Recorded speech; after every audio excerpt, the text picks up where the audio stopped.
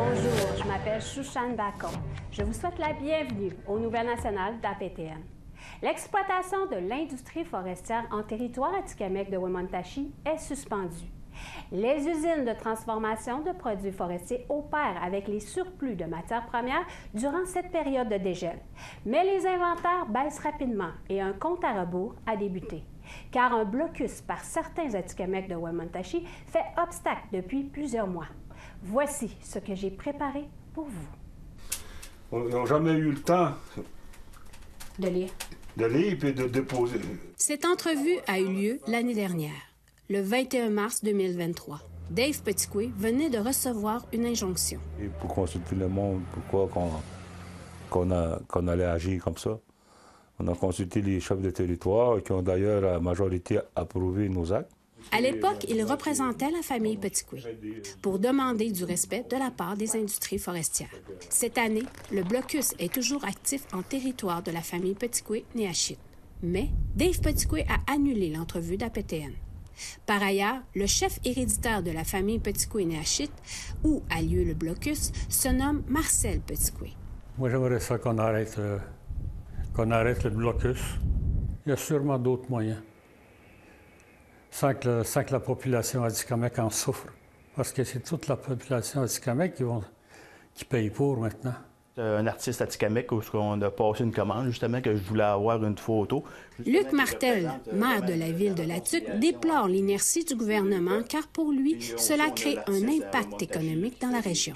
On a un individu à l'heure actuelle au Québec qui se fait justice lui-même, puis le gouvernement ne fait rien. J'interpelle la Sûreté du Québec. La Sûreté du Québec me dit, eux autres, bien, les ordres viennent d'en haut. En haut, c'est qui? Je le sais pas. Puis quand que je parle au gouvernement, bien, ils disent que c'est un conflit, que ce serait la Sûreté du Québec qui ont à régler.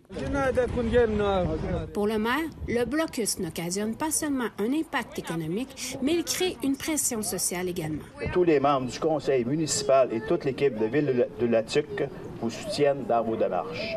Alors que la Ville de Latuque a adopté une résolution en septembre 2022 pour la réconciliation avec les premiers peuples. Vous ne pouvez pas savoir l'impact que ça peut faire si ça continue. Or, Marcel Petitcoué peut confirmer vivre des impacts directement. Étant donné aussi que j'ai resté 20 ans en ville, j'ai subi beaucoup de choses par rapport au blocus. Je n'ai même pas trouvé de logement à Latuque. Je voulais demeurer encore à Latuque.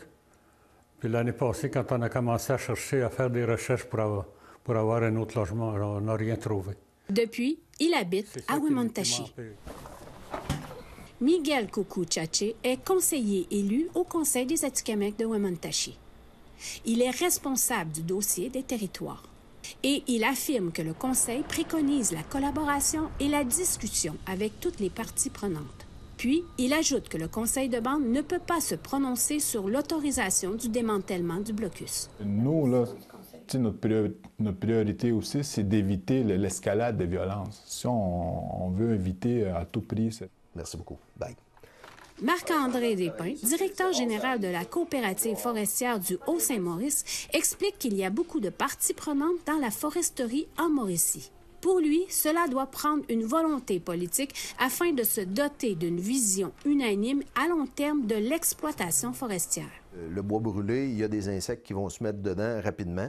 Donc là, encore là, la valeur marchande va être presque nulle. Donc, il y a urgence d'agir. Le bois qui a été récolté, le bois vert, donc là, qui doit être livré pour avoir un produit de qualité, maximiser la rente à l'État également. Donc, c'est des deux éléments critiques là, que présentement, le bois doit absolument sortir. Là. Le blocus, là, il est à peu près, là, c'est chantier dans 0,40. Dave Grenon est atikamekw de Wemotaci. Il est également stagiaire à la coopérative forestière du Haut-Saint-Maurice. L'année prochaine, il sera officiellement ingénieur forestier. Je veux dire, il y a beaucoup de... Je veux dire, c'est le conseil de membres qui gère ce qui se passe sur son territoire. Beaucoup de rencontres générales sur des territoires, savoir ce qu'on veut faire. Beaucoup un manque d'information aussi à la population, peut-être un manque de participation aussi à ces rencontres-là. Toutefois, pour Marcel Petitcoué, il est clair que le blocus divise la communauté en deux. Surtout quand on va en ville, là, il y a des Autochtones qui aiment pas le blocus, c'est sûr. Puis des fois, ben, on nous insulte aux Atrinquinquins de sauvages, toutes sortes de bêtises de même, là. Son plus grand souhait, comme tous les autres, est que toutes les parties prenantes puissent discuter ensemble pour dénouer l'impasse. Shushan Bacon, Nouvelle nationale d'APTN, Wemotaci. Pour beaucoup, ce fut un moment unique dans une vie. Un éclipse solaire total est passé au-dessus du Québec pour la première fois depuis 1972. Avant l'éclipse d'aujourd'hui, Maricela Amador s'est entretenue avec une astronome Innu sur la signification de cet incroyable phénomène. Oh my God, we're getting close. Getting close. No filter. Oh my God, Corona, there it is. L'astronome Innu, Laurie Rousseau-Neptune, n'avait jamais assisté à une éclipse solaire totale, jusqu'à aujourd'hui. Avant l'éclipse, Rousseau-Neptune a parlé à APTN de cet incroyable phénomène.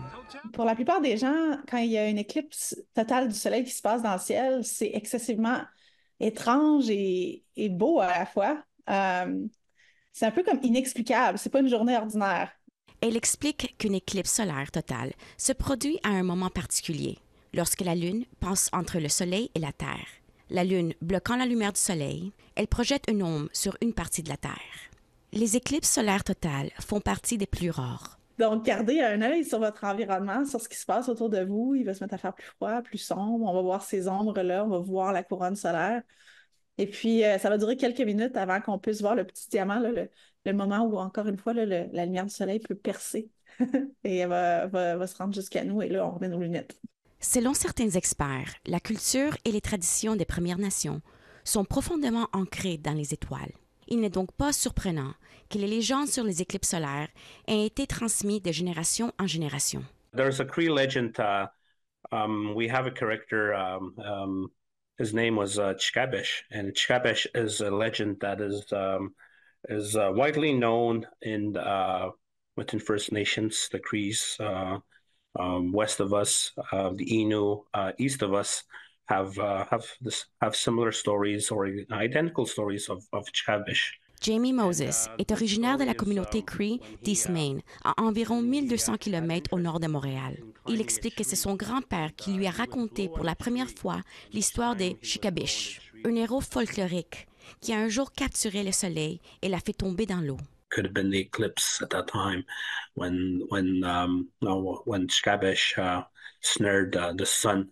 So that's a reference of some people relating to the eclipse of having middle of the day, having a nighttime and middle of the day. Moses ajoute qu'il se considère comme chanceux que son grand-père et d'autres aînés aient perpétué la tradition orale. C'est un peu un moment unique, c'est un moment qu'on vit en communauté, c'est quelque chose qu'on veut pouvoir observer puis pouvoir l'observer ensemble.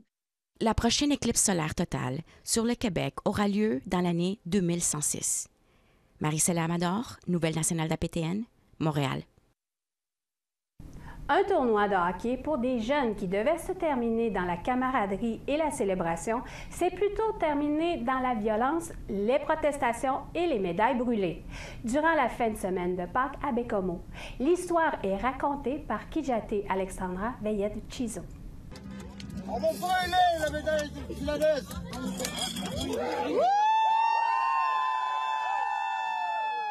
C'est en brûlant des médailles d'argent que les partisans des Miigwech de Uashat-Makmaniutenam manifestent leur indignation face à une décision prise pendant la finale des championnats régionaux de hockey Côte-Nord. C'est un coup de sifflet de l'arbitre qui crée la controverse. À cause de ce coup de sifflet incertain, le but qui aurait permis aux Miigwech de gagner le match a été refusé.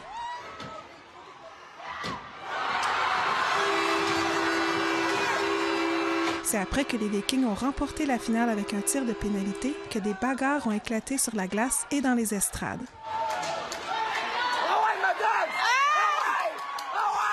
La Sûreté du Québec a été appelée sur les lieux. Une personne a été transportée à l'hôpital. Quand tu es rendu au niveau novice, puis tu es rendu bantam, puis tu vis toujours cette injustice-là envers souvent, pas tout le temps, souvent, par l'arbitrage, ben, la frustration s'accumule, à un moment donné, ben, la soupape pète, hein? Puis la soupape, je pense, il a pété en fin de semaine. Une vidéo d'un arbitre immobilisant un joueur sur la glace avec son poids a également fait beaucoup réagir sur les réseaux sociaux. C'est regrettable. C'est tout à fait regrettable. Puis on ne cautionne jamais la violence qui se passe à l'intérieur de la glace, sur la glace, ni dans les estrades. Je trouve qu'à un moment donné, il y a des situations où ça se vire à un moment donné, ça dégénère, puis comme ça s'est passé en fin de semaine. Je ne pouvais pas accepter les médailles non plus.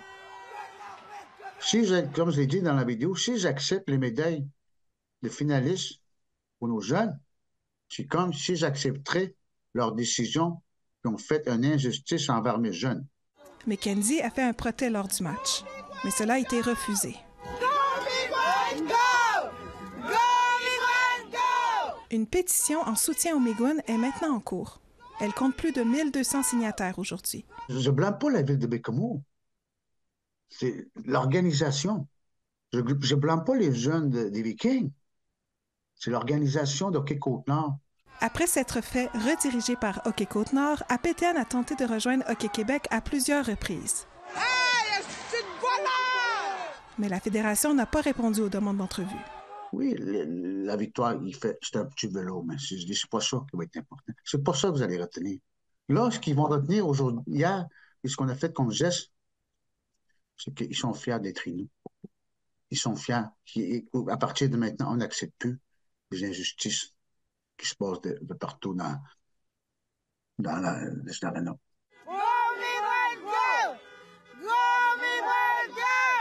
Kijate Alexandra Veillette-Chizo, Nouvelle nationale d'APTN, Montréal. Après la pause, un jeune dessinateur de mode de 14 ans et autochtone lance sa propre gamme de vêtements avec des broderies perlées. Soyez là!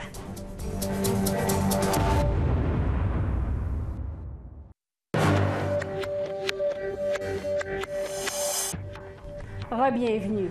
Plus de 1300 jeunes athlètes des Premières Nations de la Colombie-Britannique étaient réunis dans la ville de Terrace il y a 2 semaines. Les jeunes sont venus participer à l'un des plus grands tournois de basketball au Canada, le Junior All-Native. Un reportage de Lee Wilson. Près de 90 équipes de basketball ont représenté leur communauté lors du tournoi annuel Junior All-Native. Les jeunes se sont affrontés dans 4 divisions tout au long de la semaine à l'occasion de leur relâche dans la province. Evan Gabriel et Eli Hall sont fiers de représenter la nation Newhawk, située sur la côte centrale de la Colombie-Britannique. Ils ont travaillé très fort pour avoir la chance de jouer. A lot of practices. Yeah, a lot of practices, fundraising. Yeah, it's been lots of fundraising. It's crazy. La nation Niska est l'hôte du tournoi de cette année, qui a lieu dans la ville de Terrace, dans le nord de la Colombie-Britannique. En raison de la taille des Jeux, la nation Niska a tenu le tournoi Junior All-Native en territoire Tsimshian afin de fournir des locaux et des arénas. Michael Davis est l'un des gestionnaires. Il explique l'importance de l'événement pour la communauté. This year we have 85 teams in 4 divisions, so we have about 1,320 athletes here. That's just the athletes, so you think about the managers, the coaches, the chaperones, so there's quite a bit of people in town this week. Selon Davis, ce tournoi permet aux communautés de se réunir. We like to gather, and this is a gathering of people where a lot of the coaches, the managers, they played before, and they see players from other communities. It's a chance to connect again. Les arénas étaient remplis de partisans qui encourageaient les athlètes et les bénévoles pour s'assurer la réussite des Jeux. Les jeunes ont mis à l'épreuve leurs compétences au basketball contre d'autres nations dans un tournoi à double élimination jusqu'à ce qu'une équipe soit couronnée championne. It's pretty fun to see other nations play ball with other nations. Yeah. Le comité du Junior All-Native dit que le tournoi ne porte pas seulement sur le basketball, mais aussi sur l'amélioration de la santé mentale des jeunes. We're trying to bring inclusion in, and we're trying to build up the self-esteem, the wellness, and through sport, that's a great way to learn. Kelowna a été choisi pour accueillir l'an prochain le tournoi de basketball Junior All-Native. Un reportage de Lee Wilson, Nouvelle nationale d'APTN, Terrace en Colombie-Britannique. Il y a 2 ans, un jeune entrepreneur autochtone du Yukon a attiré l'attention du monde de la mode avec ses broderies perlées, même s'il n'avait que 12 ans. Aujourd'hui, ce jeune dessinateur de mode de 14 ans lance sa propre gamme de vêtements. Voici un reportage de Sarah Connors.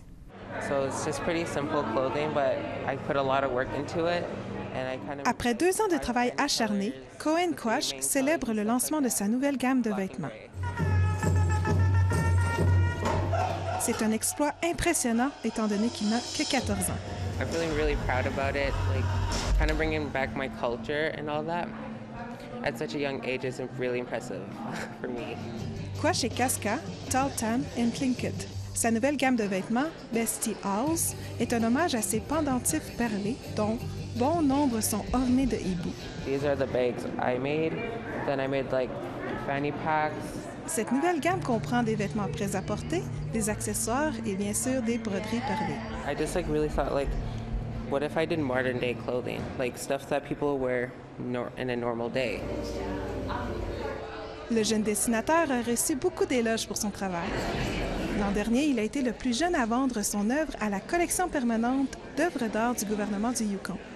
He also created the 3 gorgeous pendants pictured behind me. Le succès de Quach n'est pas une surprise pour Duma Aylward. La propriétaire de la boutique en ligne a commencé à vendre les produits de Quach alors que celui-ci n'avait que 12 ans. Les deux sont les meilleurs amis depuis.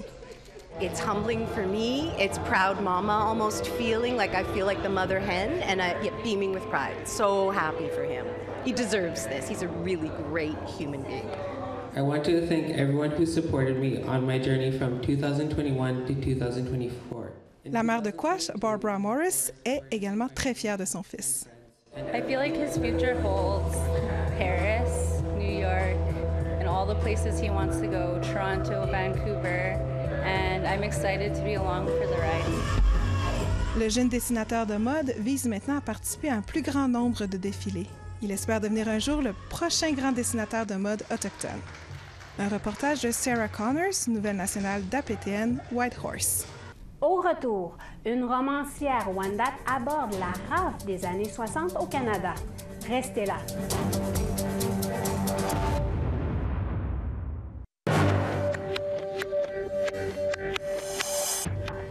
Re-bienvenue.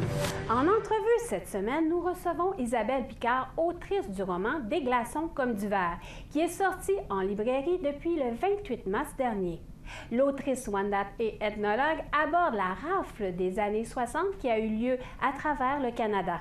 La voici. Oui, Isabelle Picard, bienvenue à Nouvelle Nationale de la PTN. Oui, Chouchane, merci pour l'invitation. Lancement de livre dernièrement, Des glaçons comme du verre. Tu as écrit des romans jeunesse, puis là, tu t'adresses à des adultes. Pourquoi? Oh mon Dieu, parce que j'ai tellement de choses à raconter, parce que les adultes me l'ont demandé, parce que j'avais envie en fait d'écrire sur des éléments historiques qui n'ont pas été encore assez racontés. On a parlé beaucoup des pensionnats pour autochtones, mais il y a peu de gens qui connaissent la rafle des années 60, qu'on appelle aussi le 60 Scoop, en dehors des Autochtones eux-mêmes. J'avais envie de raconter cette histoire-là. C'est une histoire qui a été vécue par les gens de ma famille.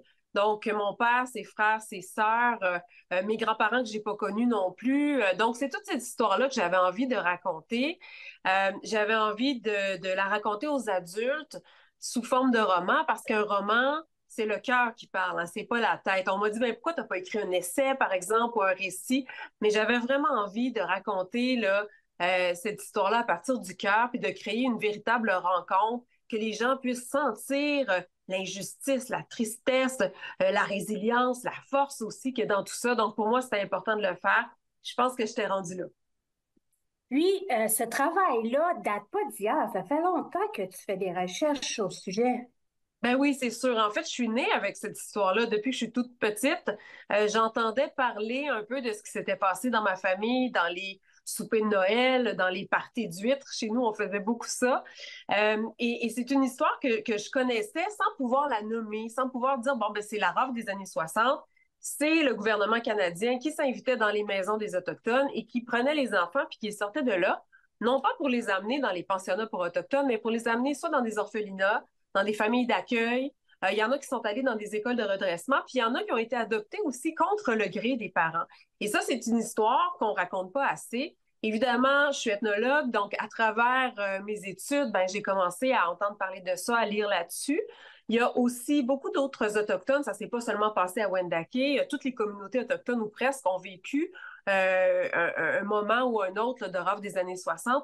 Donc, j'ai plein d'autres, des Atikamekw, entre autres, qui sont venus me raconter leurs histoires absolument invraisemblables et j'ai décidé de mettre ça dans un roman. Est-ce que, j'avais envie de te demander, pour l'écriture, est-ce que tu t'es filtré lors de la rédaction de ton roman? Ah, je comprends ce que tu veux dire. Est-ce que je me suis filtrée?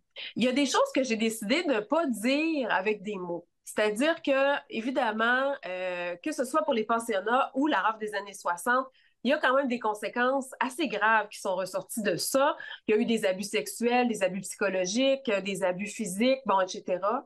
À un moment donné, trop mettre le nez dans le chaudron, là, à un moment donné, ça ne marche plus. Donc, j'ai décidé de créer des univers qui nous permettaient de comprendre ce qui se passait sans mettre des mots dedans. Donc, est-ce que je me suis filtrée? Oui et non. Je pense pas. En fait, c'est qu'on comprend via l'univers sans nécessairement qu'on voit tout de façon graphique dans le roman. C'est pas nécessaire.